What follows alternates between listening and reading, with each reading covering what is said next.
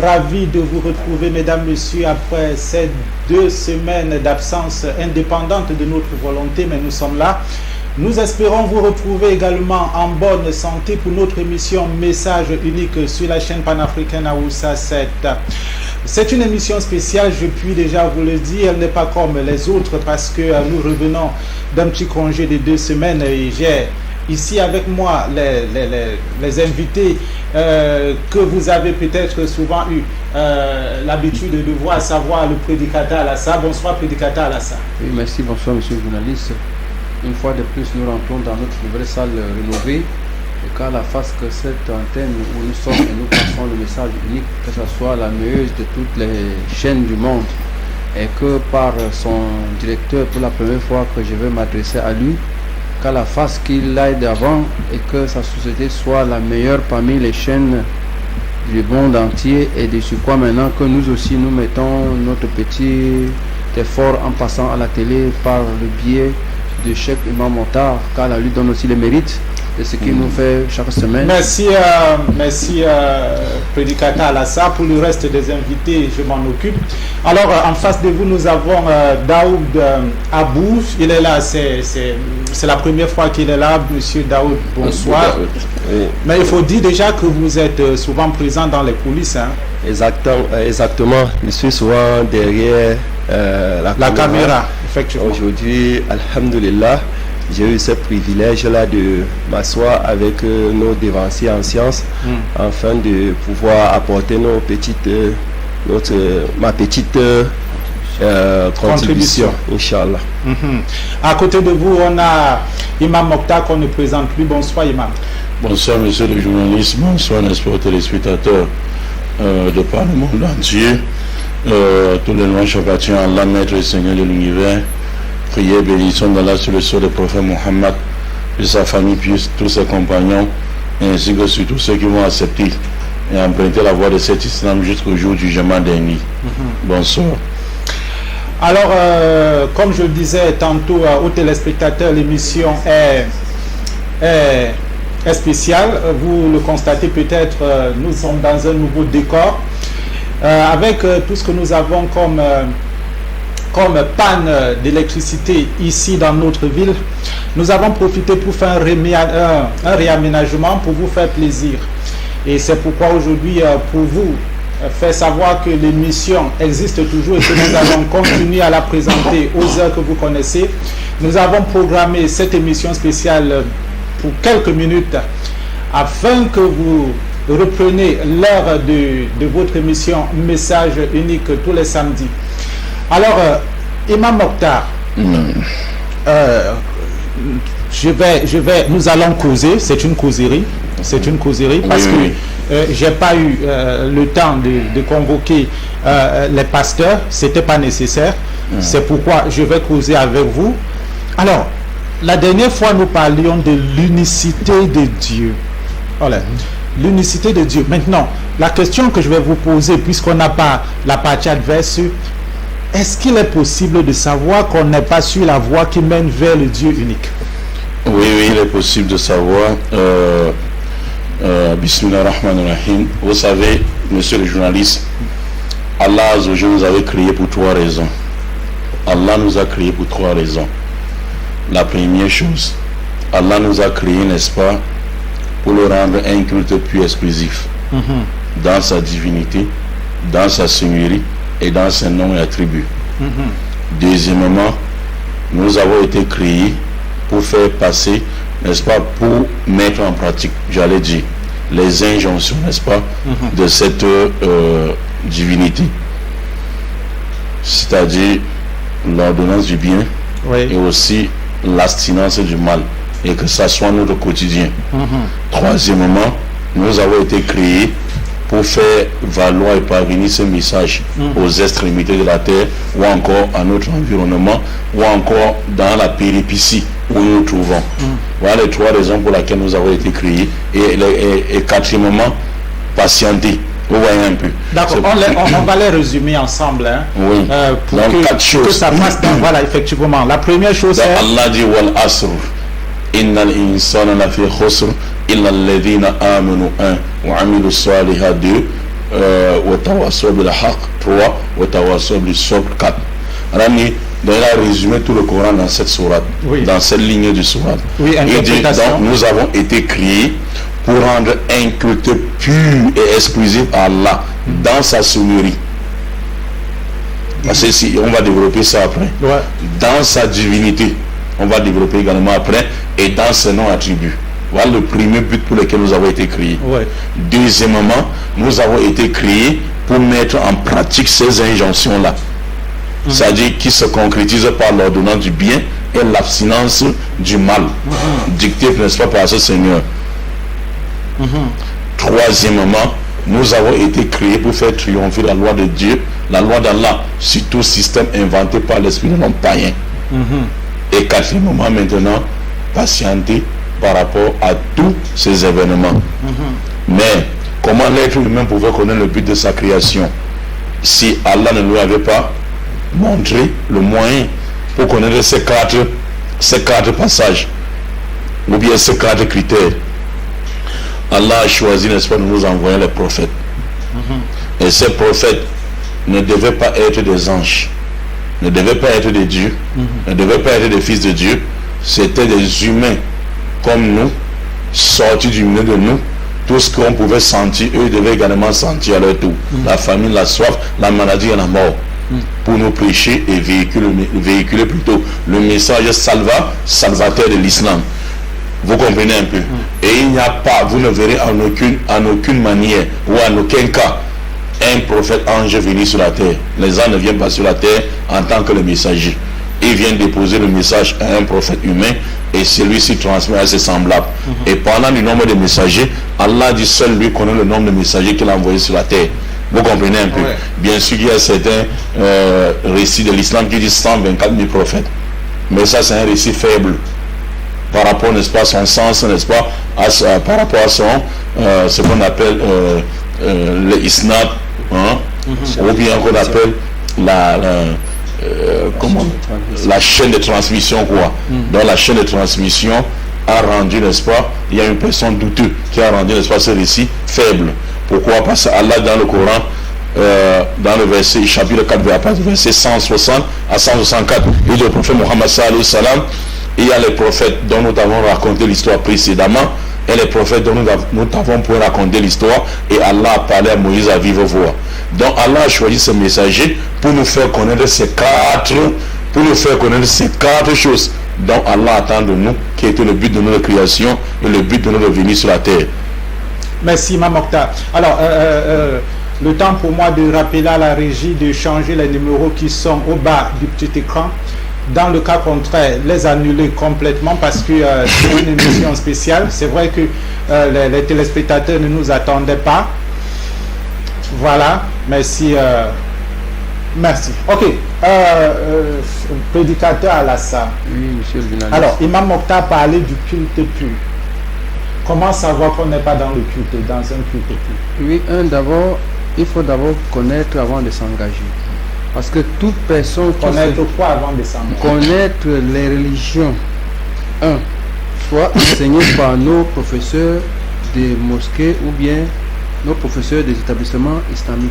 Nous ne parlons pas exclusivement de l'islam ici. Nous parlons du culte pur.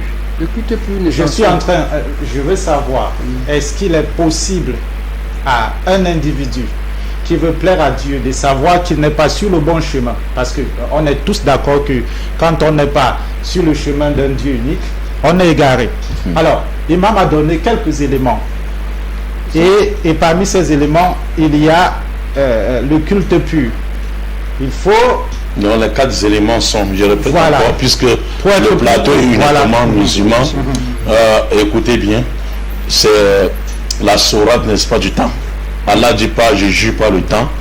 L'être humain est égaré par le temps, sauf l'être humain, pas en général, pas le musulman, sauf les gens qui pratiquent ces 4 choses. 1. Vouer un culte pur et exclusif à Allah, entre parenthèses, dans sa seigneurie, dans sa divinité et dans ses noms et attributs. Là, c'est le premier critère. Seigneurie, adoration et noms et attributs. Ça, c'est le premier critère. Deuxième critère maintenant, mener une vie vertueuse fondée sur la volonté de Dieu. Ou la volonté d'Allah, on ne peut pas dire Dieu. Mener une vie vertueuse fondée sur la volonté d'Allah. Ça, c'était ce qui se caractérise par l'ordonnance du bien, l'abstinence du mal. Parce que c'est l'être humain. L'être humain ne sait pas ce qui est bon pour lui et ce qui est mauvais. Sauf seulement si cela était indiqué par qui? Par son créateur. C'est comme si vous achetez une marque de voiture et vous voulez, n'est-ce pas, le conduire sans toutefois consulter la société. On va retrouver cette voiture dans la rigole. Donc, mener une vie vertueuse fondée sur la volonté de Dieu qui se caractérise par l'ordonnance du bien et l'abstinence du mal. Troisième critère maintenant pour lequel, ou un troisième but pour lequel nous avons été créés, faire triompher maintenant la loi de Dieu dans son environnement et autour de lui, sur tout système inventé par l'esprit de l'homme égaré. Parce qu'à côté de la guidance, il y a toujours l'égarement. À côté de la guidance, il y a toujours l'égarement. Vous comprenez un peu? Donc faire triompher la loi de Dieu, la loi d'Allah, sur tout système inventé par l'esprit de l'homme ignorant ou païen. Ça, c'était le troisième critère. Et enfin, maintenant, nous armer de patience face à ces ignorants et à ces égarés. Voilà les 4 buts pour lesquels nous avons été créés. Et j'ai dit ici comment l'être humain devait pouvoir savoir ce que Allah attend de lui. Sur tous ces buts, il a fallu que Allah, n'est-ce pas, a programmé, nous envoyer les prophètes. Toutes les nations ont eu des messagers pour les rappeler, n'est-ce pas, ces 4 buts. Mais d'autres, n'est-ce pas, ont préféré se tourner contre ça, préféré, n'est-ce pas, de combattre ça. Et c'est pour ça que ce troisième but a été fait. Merci, Imam Mokhtar. Alors, je reviens à vous. Nous sommes sur le premier point. Sur le premier point, nous sommes sur le culte pur. Le culte pur, oui. Je disais tantôt qu'elle s'enseigne dans les enseignements islamiques. Mais maintenant, nous qui sommes dans ces enseignements islamiques, c'est nous qui le transportons dehors pour ceux qui ne connaissent pas. Il faut d'abord connaître avant d'aller vers celui qui ne connaît pas. Pourquoi j'ai commencé que les établissements islamiques qui sont au quartier, soit les établissements légaux comme les franco-arabes, soit les collèges islamiques, on vous transmet une connaissance exacte du culte pur, c'est-à-dire de ne rien associé à la danse, son adoration. Voilà, tu arrives déjà. Comprenez. Donc on fait tout parce qu'on nous a transmis cela. À notre tour maintenant, on transmet quoi? Que le Seigneur n'a pas besoin d'être associé dans son adoration. Et sans l'intermédiaire des prophètes, nous n'aurons pas cette connaissance. Et comme nous sommes déjà dans la base du dernier prophète, voilà pourquoi nous sortons maintenant pour que d'autres qui ne connaissent pas ce que c'est que le culte pur, l'adoration vouée exclusivement au Seigneur de l'univers, nous venons dans les plateaux pour que ceux qui ne connaissent pas puissent connaître. Parce que c'est le but. Quand on doit le faire propager dans le monde entier, il faudrait que les gens puissent le relayer. Nous recevons ça des écoles islamiques et nous relayons maintenant dans les médias maintenant pour que les gens puissent comprendre ce que c'est que le culte pur. Donc adorer Dieu sans rien l'associer. Dans quoi? On dit dans 2 thèmes. On dit dans la sincérité, on dit dans l'éclasse. Éclasse en français, là c'est encore quoi, chef? La sincérité. La sincérité. Ouais, non. Quand tu veux faire quelque chose, tu le fais pour Allah. Et non pour que les gens puissent t'apprécier. Parce que tu le fais pour que les gens t'apprécient, ce n'est pas le culte à Allah. Tu es associé déjà à des hommes. Là maintenant tu n'as pas de récompense. Vous voyez, non? Donc il faut déjà connaître que dans les classes de ton intention, ce serait que tu le fais pour Allah et rien. Parce que quand je vais ici à l'antenne, je ne veux pas me faire voir. Si je veux me faire voir par les gens, je ne serai plus en train de travailler pour Allah. Et là maintenant, dans ce moyen-là, je n'aurai pas de récompense. J'aurais associé Allah maintenant dans l'œuvre que je voulais faire à lui, mais en détournant ça pour donner à quelqu'un d'autre. Puisque toute cette œuvre est vouée seulement à lui seul. Tout ce qu'on doit faire, ce n'est qu'à lui pour chercher son agrément. Merci, prédicateur Alassa. Je me retourne vers vous, monsieur Daoud. Alors puisqu'on parle de culte pur, et j'ai parlé avec un prédicateur de l'islam que vous avez en face de vous, à savoir le prédicateur Alassa, il nous a fait part de ses connaissances islamiques de ce qu'on appelle culte pur. Est-ce qu'on ne peut pas retrouver ce culte dit pur ailleurs qu'à l'islam?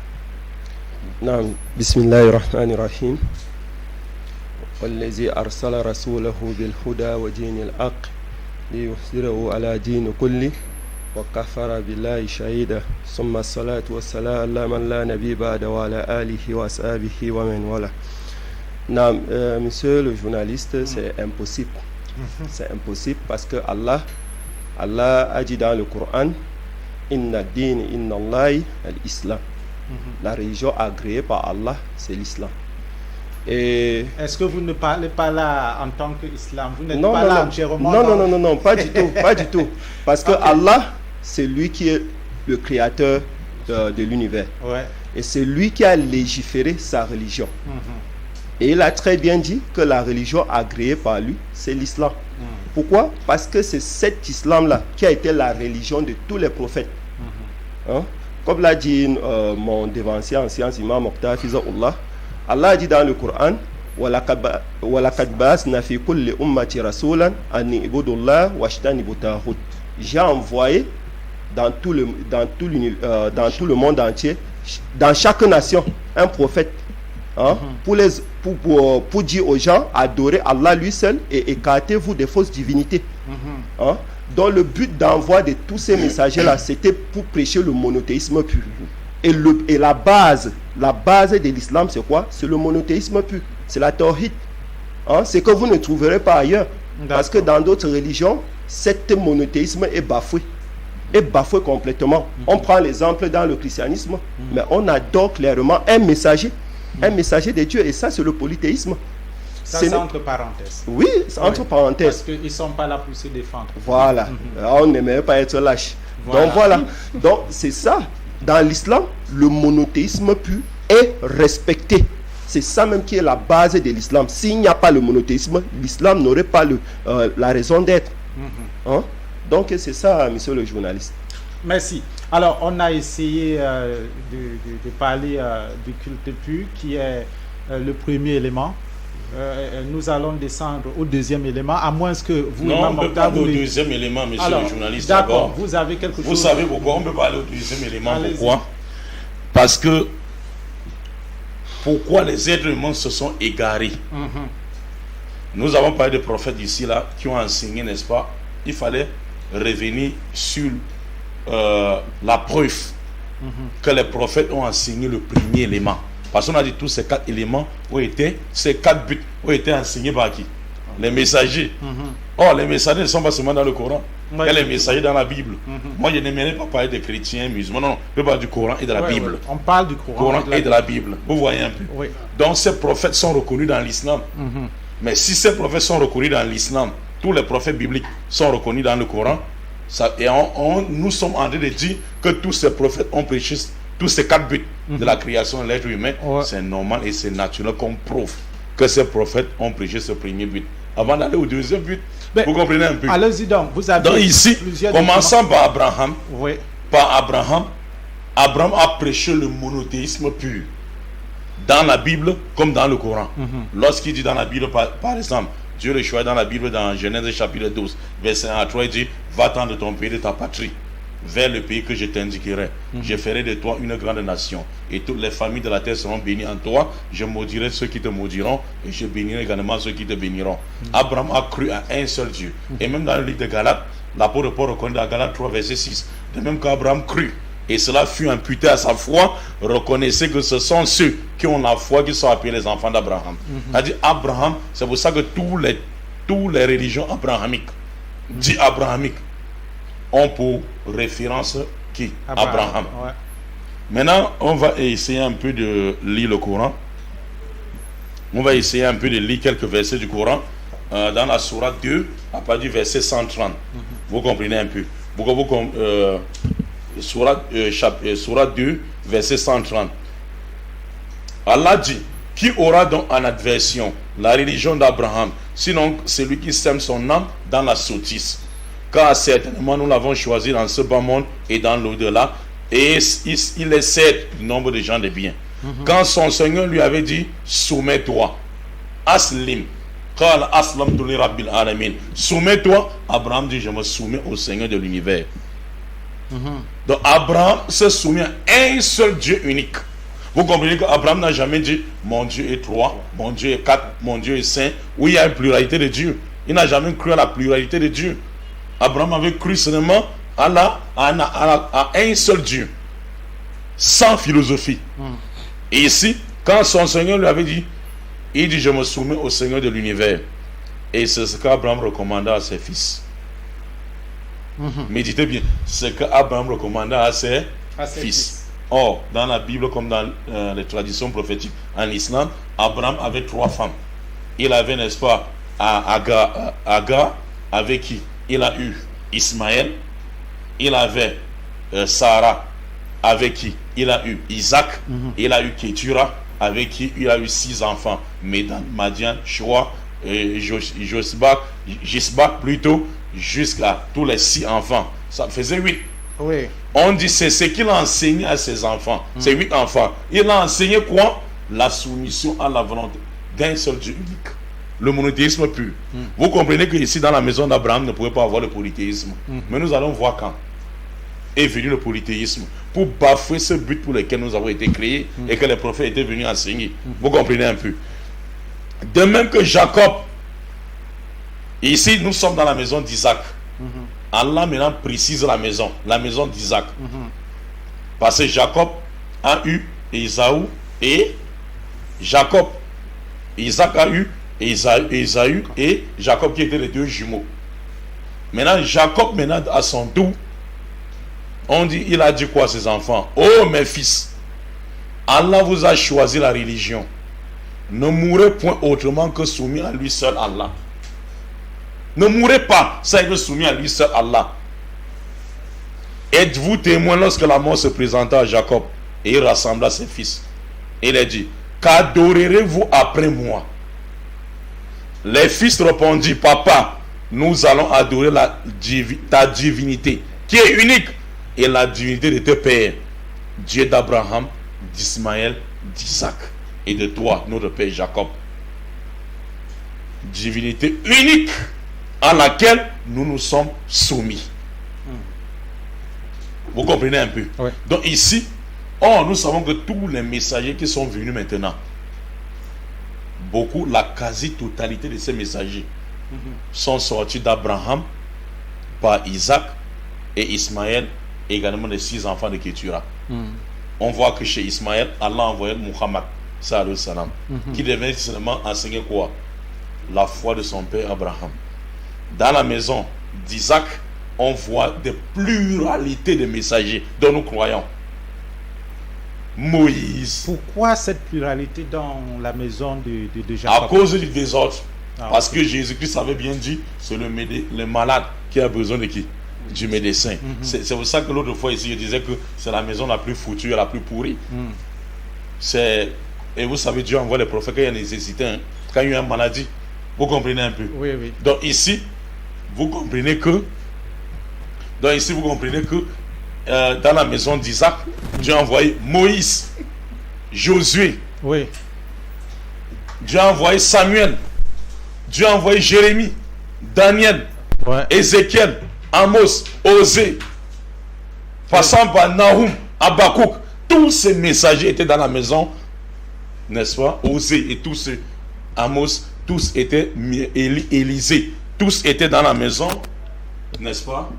De Jacob. De Jacob ou d'Isaac. Oui. Vous comprenez un peu. Maintenant. Et il faut préciser, je ne vous coupe pas, l'islam croit en tous ces prophètes. Tous ces messagers sans distinction aucune. D'ailleurs, je vais vous lire un verset.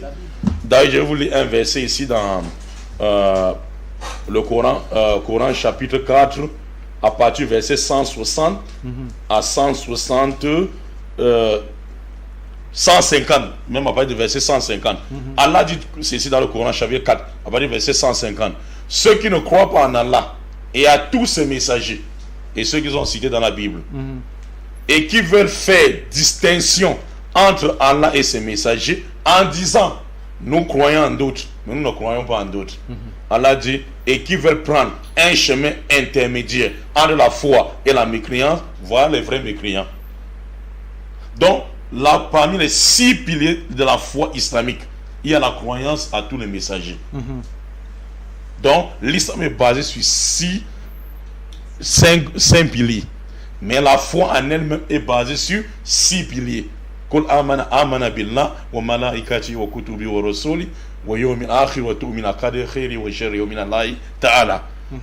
Donc, parmi les 6 piliers de la foi islamique, il y a la croyance au messager. Là, nous faisons sans faire de distinction entre eux. Si un musulman aujourd'hui se lève, monsieur le journaliste, et dit Jésus est plus grand que Muhammad, Muhammad est plus grand que Jésus, Jésus est plus grand que Jérémie, Muhammad est plus grand que Jérémie, Jérémie est plus grand que Muhammad, Allah dit voilà les vrais mécréants. Dit qu'entre un messager qui est plus grand que qui, ou l'autre dépasse l'autre, c'est comme un Camerounais qui dit entre le ministre de sport et le ministre, n'est-ce pas, de transport, qui est plus grand que qui. Personne n'est plus grand que l'autre. Ils ne sont que des ministres, à la seule différence que chacun a son couloir.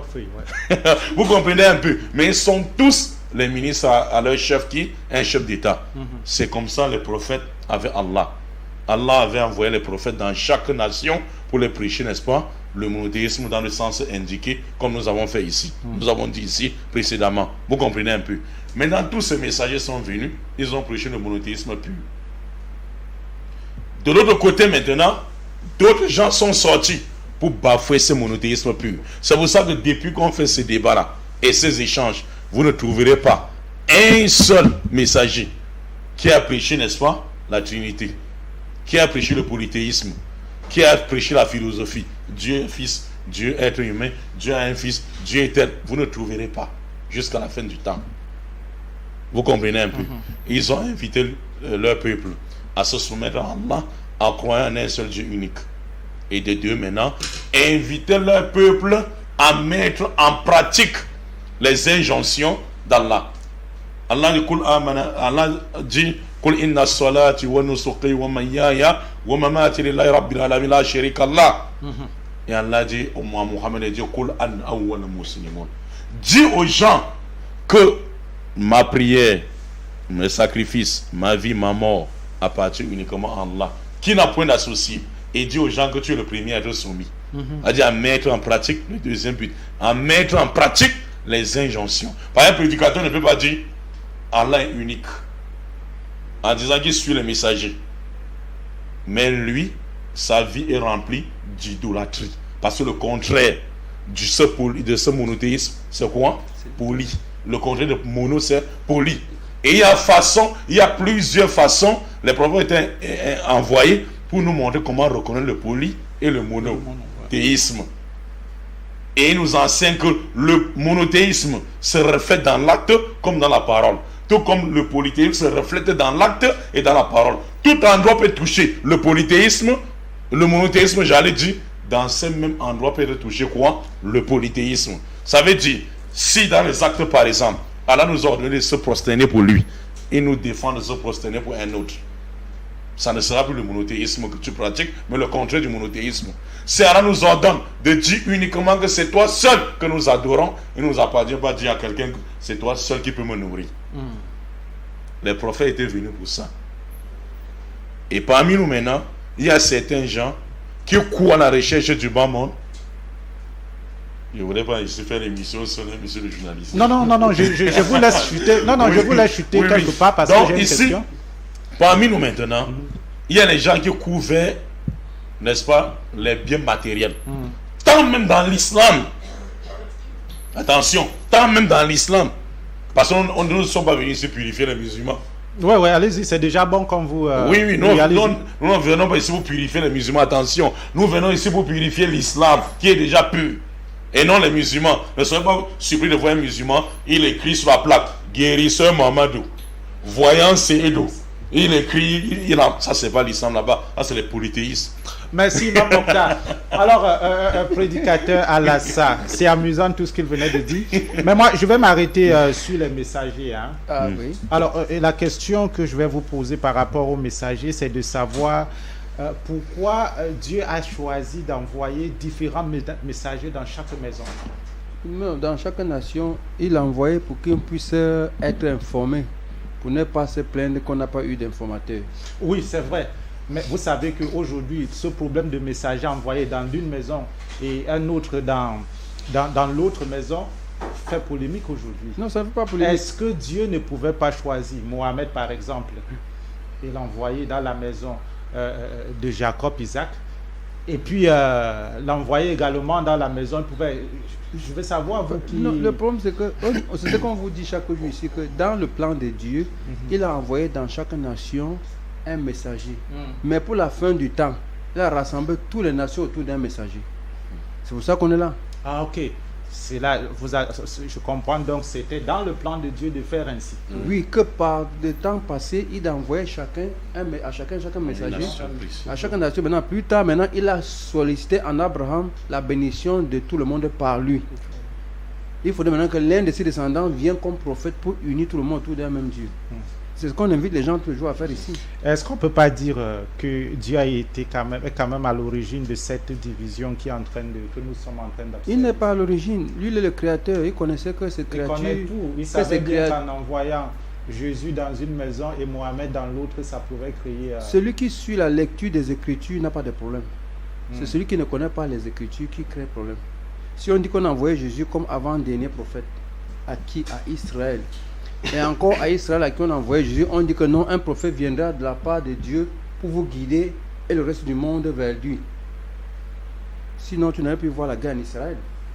La guerre du lieu saint là. Si les Israéliens acceptaient que le dernier prophète envoyé dans la famille de la femme égyptienne, Agar, est celle qui a accouché l'héritier d'Abraham, que par lui, le sauveur du monde doit venir, c'est qu'il n'y a plus de problème.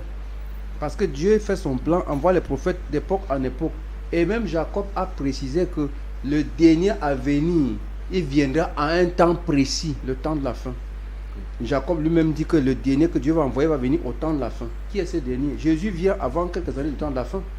Il dit, quand vous verrez Jérusalem se détruire, qu'il ne restera plus pierre sur pierre, vous saurez que l'abomination est arrivée. Ça, vous voulez dire que le dernier est déjà venu? Il est passé en 1400 ans, celui qui nous a apporté le Coran. Et c'est là, en l'an 70... Ça veut dire que, contrairement à Jésus, le dernier est venu pour toutes les deux maisons. Oui. Il n'y a donc pas eu un pour une maison, non, et un pour l'autre maison. Jésus connaissait que sa mission. En termes de nation, et non maison. Maison. Parce que quand Jésus arrive, il précise que sa mission ne consiste que à paître Israël. Maintenant, cette mission, il est dit quand celui-là sera venu, il vous conduira dans la vérité. Donc celui qui vient après moi doit conduire dans la vérité. Mais ses paroles ne viendront pas de lui.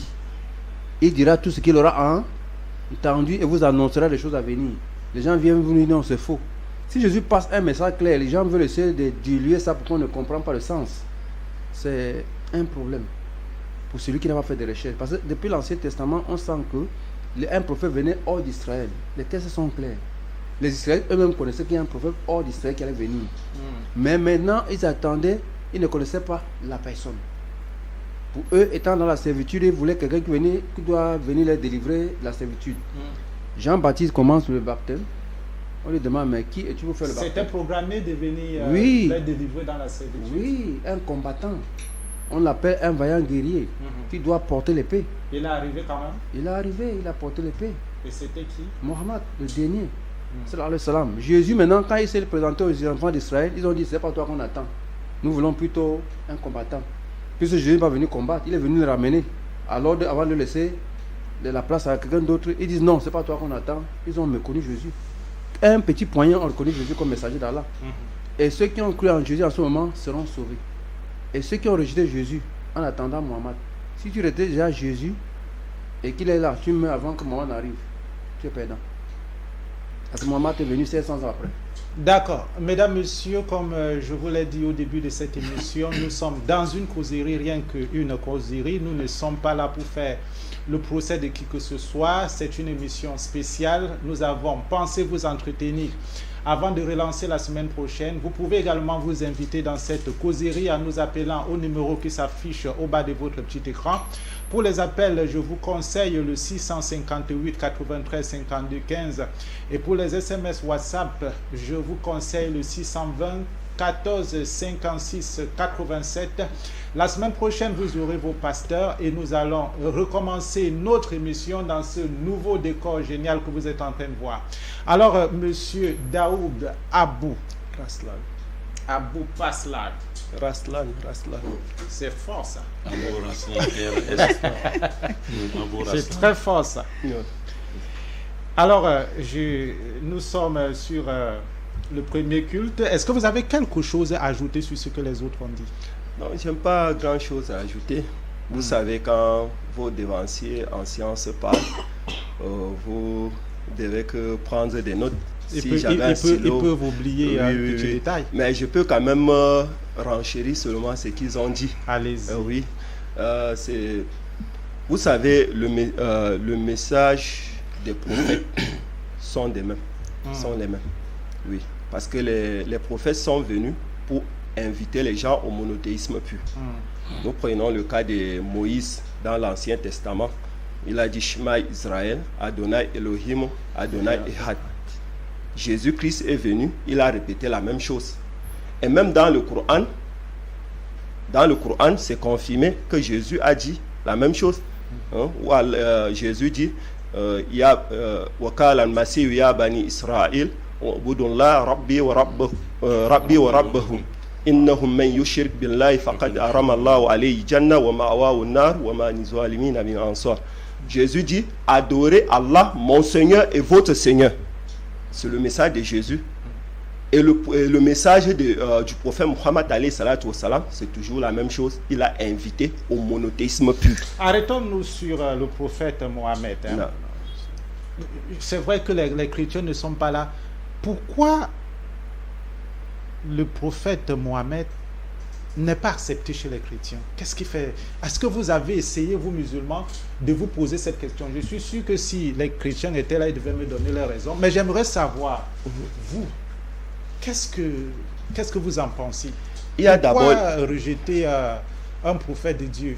Il y a d'abord l'ignorance. Vous êtes là depuis longtemps, vous deviez... Vous êtes là, il y a des enseignants. On va venir. Il y a d'abord l'ignorance. Il y a aussi... il y a l'ignorance. Oui, il y a l'ignorance. Il y a le suivisme aveugle. Parce qu'ils ils font le suivisme moutonnier de leur pasteur. Et ils les ont pris même comme divinité en dehors d'Allah. Parce qu'ils les ordonnent le mal et ils les interdisent le bien. Il les ordonne de ne pas suivre l'islam et il les ordonne de suivre le Est-ce que suivre Mohammed, c'est devenir automatiquement musulman? Oui, parce que c'est lui qui est le dernier prophète. Et c'est pas lui que l'humanité sera sauvée. Oui, c'est simple, monsieur le journaliste. Oui. C'est comme un Camerounais qui dit son excellent Paul Biya n'est pas mon président. C'est plutôt Amadou Aïjo. Oui. Le 20 mai vient de se passer, non? Si un Camerounais se pointait au boulevard du 20 mai à Yaoundé et dit son excellent Paul Biya, c'est pas ton mon président, c'est Amadou Aïjo. Est-ce que c'est un Camerounais qu'on va le laisser libre? Non. Qu'est-ce qui va arriver d'après tout? Oui, je veux dire, nous sommes dans... Non, c'est une image. Oui, vous savez, je comprends. Jésus-Christ avait l'habitude de dire dans Jean chapitre 3, verset 12, si vous ne comprenez pas quand je vous parle des choses terrestres, comment vous allez comprendre quand je vous parlerai des choses célestes? Vous comprenez un peu. Donc, un Camerounais qui dit son excellent Paul Biya n'est pas mon président, c'est Amadou Aïjo, c'est un rebelle qui doit être arrêté, jugé et jeté en prison. Moi, parce qu'il va à l'encontre de la constitution du Cameroun. Il en est de même sur le plan supérieur. Je pose ma question autrement. Oui. Pour que ce soit plus simple. Alors, le prophète Mohammed, que vous dites être le dernier messager de Dieu, qui est venu pour l'humanité entière, est-ce qu'il a exigé l'islam comme la seule religion? Oui. Coran chapitre 3 verset 85 qu'on pourra vous donner à vous-même de lire. Vous comprenez un peu? Vous avez une voix forte. Oui, voilà le verset 85. Allez-y, lisez. Allah dit quiconque désire une autre religion autre que l'islam ne sera point agréé et il sera dans l'au-delà parmi les perdants. Pourquoi avant le verset 85, C'est le verset 84 d'abord. Il a dit Muhammad kul amana billah wa ma unzila alayna wa ma unzila ala Ibrahim wa Ismaïl wa Ishaqa wa Yaqub wa asbat wa Musa wa ma utiya Musa wa Isa wa nabiyuna rabbihim min rabbihim la nufarriqu baina ahadin minhum wa nahnu lahu muslimun. Ici, Allah a traduction approché. Allah dit, le verset qui précède ce que je viens de lire, dit que nous croyons à ce qu'Allah a fait descendre le Coran, à ce qu'Allah avait fait descendre sur Abraham, sur Ismaël, Isaac, Jacob, les 12 tribus, ce qu'on a apporté à Moïse, à Jésus, et tous les messagers réunis. Et il dit, nous ne faisons aucune différence entre eux, parce que tous étaient musulmans des musulmans. Et Allah dit maintenant, si tous ces meilleurs-là étaient des musulmans, vous qui vous n'avez pas été soumis. Je vais vous poser une question avant que nous ne sortions sur... Est-ce que vous croyez en, je ne sais pas moi, Kakou Philippe, prophète, et puis aussi nous avons Branham, qui sont reconnus dans certaines religions comme étant des prophètes? C'est pour ça que si vous avez compris notre développement, vous devez aussi rendre compte facilement que ce sont des égarés sur le plan de la mission prophétique. Pourquoi? Parce que le premier critère du but de la création de l'être humain, on a dit c'est quoi? Prêcher le monothéisme pur. Et regardez un peu ce que Dieu dira à Moïse. Non, avant de venir sur eux, je viens sur eux. Oui. Je viens sur eux, je vais vous montrer c'est quoi, à quoi ils croient. Effectivement, allez-y. Dieu dit à Moïse, Moïse, dans Deutéronome 13, verset 1 à 6, Moïse sur la montagne, et de me voici, s'il se lève du milieu de toi, quelqu'un qui dit je suis prophète, tu vois les miracles, il fait. Tu vois les miracles, il fait. Il annonce les choses à venir, tu vois. Il fait les prodiges, tu vois. Sache, s'il t'invite à aller adorer un autre Dieu, qu'en a connu tes pères, Dieu d'Abraham, l'unique, alors ne l'écoute plus. S'il continue, tue-le. C'est Dieu qui dit à Moïse. Il a dit le critérium nécessaire pour reconnaître un véritable prophète, selon la Bible et le Coran, c'est qu'il va prêcher le premier but de la création de l'être humain, qui est reconnaître Dieu dans sa seigneurie, divinité et non attribut. Maintenant, demandez-vous qu'appelle Kakou Philippe. Il appelle à Jésus comme Dieu. Qu'appelle William Marou Branham, il appelle à Jésus comme Dieu. Jésus n'est pas Dieu. Vous savez, Jésus est venu prêcher quoi?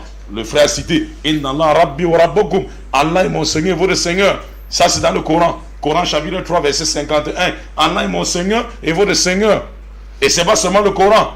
Je sors ici avec un verset biblique dans Marc chapitre 12, verset 28 à 34. La Bible dit un docteur de la loi, ce n'est pas n'importe qui, hein? C'est un savant qui connaissait la loi de Moïse et le premier commandement. Il dit ceci: quel est le tout premier commandement, Jésus? Pour le prouver. Et Jésus était avec la foule. Et vous savez, chez les prophètes, lorsqu'on les pose la question qui touche le but de leur mission, ils ont l'habitude de garder le silence pour attirer l'attention de l'assistance. Parce que les gens vont être prêts pour comprendre ce qui va sortir de sa bouche. Jésus se lève et dit: Shmaï Israël, Adonai, Elohimo, Adonai Echad. Echad ou Ahad en arabe. Écoute Israël, le Seigneur notre Dieu, moi et vous, est l'unique Seigneur. Il faut l'aimer de tout son cœur, de toute sa pensée, de toute son âme. Et voici le second: tu aimeras ton prochain comme toi-même. Il n'y a pas de plus grand commandement que ces deux. Tous les prophètes et toute la loi dépendent de ce commandement. C'est écrit dans la Bible. Tous les prophètes et toute la loi sont venus pour ça. S'il vous plaît, ça dérange, s'il vous plaît. Tous les prophètes et toute la loi dépendent de ce commandement. Le docteur à la loi lui dit: bien maître, tu as dit la vérité, que Dieu est unique et que l'aimer de tout son cœur dépasse tous les sacrifices. Jésus dit à l'homme: toi aussi, comme tu connais que Dieu est unique, tu n'es pas loin du royaume des cieux. Mais que prêche Kakou Philippe? Ben, je sais pas. Je sais qu'il a considéré. Que prêche William Marou Branham? Vous avez vu ici le disciple de William Marou Branham ici. Je ne voulais pas dire des choses à son absence. Non, on ne peut pas dire des choses à son absence. Mais par moi, respect, je vous ai posé cette question parce que le Coran croit en tous les prophètes et dans certaines religions. Voilà, donc vous l'avez dit. Hein, oui, mais c'est vrai, monsieur. Voilà, c'est très sage de votre part. Pourquoi? Voilà. Parce qu'il y a des gens qui s'auto-proclament prophètes. Est-ce que tous sont les prophètes au sens du terme? Non. Chaque chose qui est un vrai, il y a un faux. Normalement un faux. On va donc dire que ceux-là, c'est des faux prophètes. C'est des faux prophètes. Merci. Alors, Il y a une chose que je voulais rappeler. Oui. Et je suis sûr que les téléspectateurs chrétiens, surtout, et même musulmans, attendent ça. Ils ont pris lui, c'est quoi, non? Qui est le thème? Quand on dit seigneurie, ça veut dire quoi? Quand on dit divinité, ça veut dire quoi? Allez-y, si vous voulez faire... La seigneurie veut dire quoi? Ça veut dire la création appartient à lui. Par exemple, on a dit l'unicité, même ceux-là vont dire que oui, nous aussi, on croit à l'unicité. Les juifs vont dire qu'ils croient à l'unicité. Et tenez-vous tranquille, les chrétiens disent qu'ils croient à l'unicité. Vous avez vu ici, nos amis pasteurs ici disent qu'ils croient à l'unité. Mais pourquoi les musulmans les réfutent? S'ils disent qu'ils croient à l'unité de Dieu aussi, aucun chrétien ne viendra ici dire que Dieu est 3 ou 4, non. Ils disent qu'ils croient à l'unicité de Dieu. Mais le problème n'est pas là-bas. Le problème, c'est sur la conception de cette unicité. Vous comprenez un peu? La seigneurie, par exemple, le prophète Mohammed ressemble à Allah est unique dans sa seigneurie. Et la seigneurie est regroupée en 3 parties. La création, le commandement et la royauté. Le commandement, par exemple, Allah dit dans le Coran ceci, ce verset-ci. Il a dit Hal min khalaqil ghayrullah yaradhukum min as-samai wa la ilaha huwa fa anna tufakhun. Existe-t-il en dehors d'Allah un créateur qui du ciel et de la terre vous attribue votre subsistance que vous connaissez? Est-ce que vous connaissez un créateur que du ciel vous donne, n'est-ce pas, de la subsistance autre qu'Allah? Non, il n'y a pas. Allah dit, comment pouvez-vous détourner de cette vérité qui est manifeste? Vous comprenez un peu? Donc, il donne la vie également. Il n'a pas besoin de la vie pour exister. Par exemple, vous allez, si vous êtes devant les prophètes, ils prêchent, peut-être ça devient ambigu. Ou même les prédicateurs, tous parlent de l'unicité. Mais il y a le faux dedans, il y a le vrai. Comment reconnaître le vrai et le faux? Dans la seigneurie, je prends quelques exemples dans la seigneurie. Il dit ceci par exemple, le vrai dit, je donne la vie. Je n'ai pas besoin de la vie pour exister. Allah donne la vie, il ne peut pas avoir besoin de la vie pour exister. Si vous croyez déjà qu'il y a un Dieu, qui a mangé, qui a bu, il ne peut pas être Dieu. Il dit dans la mort, il ne peut pas être massacré par la mort. Parce que c'est lui qui est le créateur de la mort. Si la mort devait le massacrer, pourquoi créer la mort étant omniscient? Monsieur le journaliste, il ne peut pas être Dieu. Tout ce qu'on a besoin là, c'est pour nous. Il n'a pas besoin de ça. Vous comprenez un peu? Maintenant, vous comprenez que ça c'est là, on appelle ça l'unicité de Dieu dans sa seigneurie, ou bien reconnaître Allah dans ses actes, dans les actes d'Allah. Reconnaître Dieu dans ses actes. Que celui qui a créé le ciel, celui qui a créé la terre, celui qui fait mourir, celui qui fait vivre. Nous sommes laissés par sa volonté. Ça veut dire la deuxième unicité. La deuxième unicité plutôt uniquement, automatiquement doit être la reconnaissance maintenant d'Allah dans les actes du serviteur. Si tu reconnais Allah dans ses actes, maintenant tu dois le reconnaître dans quoi? Tes propres actes, qu'on appelle ça unité dans l'adoration. Tu dois le vouer un culte pur, exclusif. C'est lui qui te donne à manger. C'est lui qui t'habille. C'est comme quelqu'un, n'est-ce pas, qui doit aller doter une femme. Tu donnes nourriture, habit, tout, argent de poche. Mais vous reconnaissez le droit conjugal la nuit, tu ne sais pas chez le voisin. Et dit, même si la personne est faible comme le Ngangumba, qui doit sortir, ne doit pas supporter. Vous comprenez un peu? Donc c'est lui seul que tu... Et c'est là où nous accusons nos frères, nos amis, que vous voyez, on débat chaque samedi avec eux. Pourquoi? Ils reconnaissent bien l'unicité de la seigneurie. Ils disent que c'est Dieu qui a créé le ciel et la terre. Ils lisent bien les versets qui sont clairs. Mais ils se penchent vers le messager et laissent celui qui envoie. Bien, ils ne sont pas là, on continue. Ils ne sont pas là, on ne va pas... Vous voyez un peu. Voilà. Donc ici, c'était juste une parenthèse, je te ferme rapidement. Donc on doit adorer Allah sans l'associer avec qui ou quoi que ce soit. Dans notre adoration. Or, l'adoration, c'est l'ensemble des actes et des paroles. Aimé et agréé par Allah, tant caché comme apparent. Caché comme apparent. Ça veut dire, c'est dans tous les actes. Ça veut dire, si tu vas faire le mariage, c'est lui qui doit te dire comment faire le mariage. Vous voyez ce qu'on appelle véritable soumis. C'est lui qui doit te faire le mariage. Tu vas faire le deuil, c'est lui qui doit te faire le deuil ainsi. Parce qu'il y a certains musulmans égarés qui font le deuil comme ils veulent. Que quelqu'un meurt, ils organisent un banquet de 3 jours. Et il ne reste d'autres 40 jours. Un an. Ça, c'est les innovateurs dans l'islam. Parce que Dieu n'a pas ordonné par son messager. Ça devient quoi? Ça devient, n'est-ce pas, la rébellion.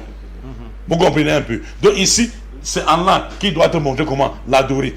dans le mariage, dans des relations, même dans ton bureau, monsieur le journaliste. Ouais. Comment tu dois recevoir les gens? Tu dois te comporter avec les gens. Comment tu dois faire et comment te comporter avec lui.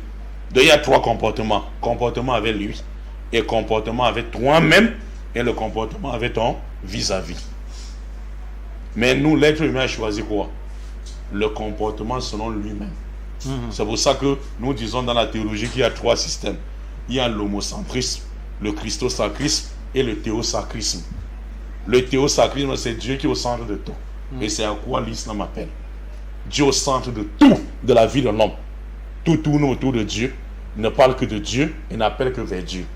Alors que le christosacrisme, c'est Christ qui est au centre de tout. C'est pas Dieu. Tout tourne autour de Christ, ne parle que de Christ et invite vers Christ. Quand David fait les exploits, on dit que c'est Jésus. Mais quand David prend la femme de quelqu'un, ce n'est plus Jésus, c'est David lui-même. Quand Salomon fait les exploits, c'est Jésus.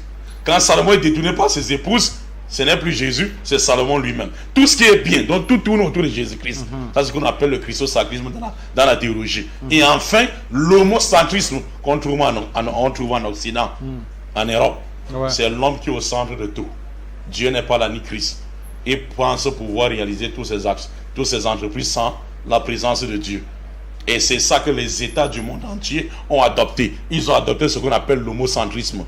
Tous les gouvernements du monde entier ont régi leurs lois sur l'homocentrisme. Oh, Allah dit j'ai créé l'homme et je l'ai enseigné ce qu'il ne savait pas, mais l'homme s'est détourné de Dieu pour pouvoir réaliser toutes ses entreprises sans la présence de Dieu. Allah dit se trompe, il sera châtié. Merci, Imam Mokhtar. Bon, puisque nous sommes toujours sur le premier, on parlait également de la divinité dans le culte. Est-ce que vous pouvez nous parler? C'est vrai qu'on a plusieurs fois parlé de la divinité sur ce plateau, mais le rappel ne tue pas. Pas que le rappel, c'est la continuité, parce qu'on doit prendre le temps pour que les gens comprennent ce que c'est que l'unicité de Dieu. Parce que dans le monde, on ne doit que reconnaître l'unique créateur, seul à qui on doit vouer le culte pur. Et sans cette connaissance, on est voué à l'égarement. Parce que les gens aujourd'hui ne savent pas ce que c'est que le créateur de l'univers et comment pouvoir le servir. Et si les gens ne savent pas comment servir le créateur, comment pourront-ils atteindre le but ultime qui est le paradis? Vous voyez que l'homme va patauger dans les ténèbres et arriver au paradis. Il faudrait que tu quittes les ténèbres pour la lumière pour pouvoir arriver au paradis. C'est pourquoi Dieu a pris pour mission pour envoyer tous les prophètes pour appeler les hommes à la lumière. Cette lumière, c'est la Tawhid, l'unicité de Dieu. Toute la mission première, le premier pilier de la religion de Dieu, c'est pour qu'on puisse l'unifier. Quand on l'unifie, c'est tout. Qu'on a donné un peu de temps là, j'essaie de plutôt comme ça. Bon, oui, c'est vrai que vous n'êtes pas rentré vraiment là où je voulais, puisque le deuxième élément, en ce qui concerne le culte pur de Dieu, on a parlé de la divinité. Alors, essayez de rentrer, parce que je voulais également qu'il rentre là comme imam est entré dans la seigneurie, pour que les gens sachent vraiment ce que c'est que la divinité. La divinité, c'est tout simplement... La divinité dans le culte de Dieu. Dans la divinité. Oui. Voilà. Oui.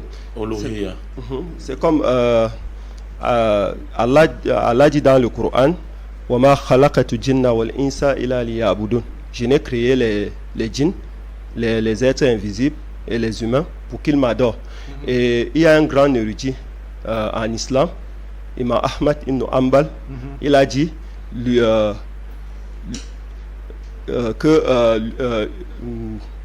le verset où Allah dit, il a expliqué le verset où Allah dit وَمَا خَلَقَتُ الْجِنَّ وَالْإِنسَ إِلَّا لِيَعْبُدُونَ. Je n'ai créé les djinns et les êtres humains pour qu'ils m'adorent. Il a dit l'adoration ici, c'est unifié. C'est unifié. Donc l'adoration, c'est unifier Dieu. Donc c'est lui rendre un culte pur exclusif. Donc quand tu prends le culte qui doit être fait pour ton créateur, tu donnes à quelqu'un d'autre, ça c'est le polythéisme. Donc c'est ça l'essence de l'unicité. Bien, et Imam Mokhtar, nous sommes en train de courir vers la fin de cette émission. nous n'allons pas... Ouais, qu'on ne peut pas finir les 3. Les 3, ben, c'est plus facile. Hein. Les 3 sont plus faciles que le culte. Hein, parce que si on va dans la vie, le premier, on peut même débattre. Bah, si quelqu'un connaît le premier, même la suite, là, il va... Voilà. Alors, vous allez balayer divinité et attribut. Oui, attribut, nom et attribut. Voilà, nom et oui, attribut. nom et attribut, c'est quoi? Allah dit lui connaît-tu un homonyme? Est-ce qu'on connaît un homonyme à Allah? Non, à ce que je bon, sais. donc pour ce nom et attribut, il faut que son nom ne ressemble à aucun nom. Donc, on doit l'appeler comme il s'est appelé, sans changer de sens, sans détourner son sens, sans faire également on appelle ça quoi? L'anthropomorphisme. Oui. C'est-à-dire... Laissez-moi quelque temps. Oui. Oui. Alors, le vrai nom de Dieu en ce moment. Exemple, par exemple, avant de donner le vrai nom. Oui. Exemple. Les Bamous ne devaient pas appeler Dieu Nini. Les Français ne devaient pas appeler le Créateur Dieu. Les Bassans ne devaient pas appeler Dieu Zambé. Les Douanas ne devaient pas appeler Dieu Loba. Les Baminégués ne devaient pas appeler Dieu ainsi. Tous ces noms, c'est vous qui avez inventé, sur lesquels aucune révélation n'est descendue. C'est comme un enfant qui dit: je donne l'acte de naissance de mon papa. Mais ça se fait où? Donc le papa est là depuis, c'est l'enfant qui vient donner son nom et établir son acte de naissance. C'est impossible. Est-ce que le mot Dieu, non Dieu n'est pas commun? Voilà, tout ça, tous ces noms, Dieu, propre. même si c'est non commun, non propre, parce que lui, il y a plusieurs dieux. Lui-même, comment il se nomme? Voilà, pourtant, c'est lui qui nous a créés. Oui. C'est lui qui nous a créés. Effectivement, tu réponds à ma question maintenant. Oui, c'est lui qui nous a créés, ça veut dire qu'il a donné ce nom. C'est comme Joseph était en prison, le prophète Youssouf. Il a trouvé ses compagnons de prison qui adoraient, n'est-ce pas, leur Dieu Amon. Il a dit: ce Dieu-là, ce Dieu que vous adorez, c'est le nom que vous-même vous avez donné, sur lesquels aucune révélation n'est descendue. Et vous savez ce qu'Allah dit dans le Coran, dans Surah l'homme. Surah l'homme. Allah dit: ceux qui les poussent à dire ça, c'est Satan. Que Dieu, et il dit, et ce sont les mêmes gens, hein. Le monde a commencé il y a 3 millions d'années, il y a le phénomène de Big Bang, il y a 3 millions d'années, par estimation, depuis que le monde a commencé, Allah dans le Coran, que c'est Satan qui les pousse à dire que le monde a commencé et donner le nom de Dieu il y a 3000 ans, il y a 3 millions d'années. Et Satan qui les pousse à dire ça, lui-même Satan ne sait pas quand est-ce qu'il était créé. Maintenant, pour finir, le nom que Dieu s'est donné. Donc maintenant, ici, Allah a donné 99 noms. Et chaque nom renferme un attribut. Donc, on n'y a plus de temps pour citer tous ces noms. Vous comprenez un peu. Et Allah est le résidu de tous ces noms. Il y a, n'est-ce pas, le miséricordieux. Il y a, n'est-ce pas, le pardonneur. Il y a, n'est-ce pas, le généreux. Il y a, n'est-ce pas, le riche par excellence. Il y a beaucoup de noms. Merci Imam Mokhtar d'avoir répondu à notre invitation. Il faut dire que ce n'est pas une invitation parce que vous étiez de passage dans le studio et je vous ai retenu comme j'ai retenu Monsieur Daoud Abou et également le prédicateur Alassa. Le révérend Manguele était là mais il n'a pas eu le temps de s'asseoir avec nous pour cette causerie. Afin d'annoncer à nos téléspectateurs que nous serons bel et bien présents la semaine prochaine. Soyez des nôtres ce jour, prenez soin de vous et rendez-vous la semaine prochaine à la même heure. Inch'Allah. Inch'Allah.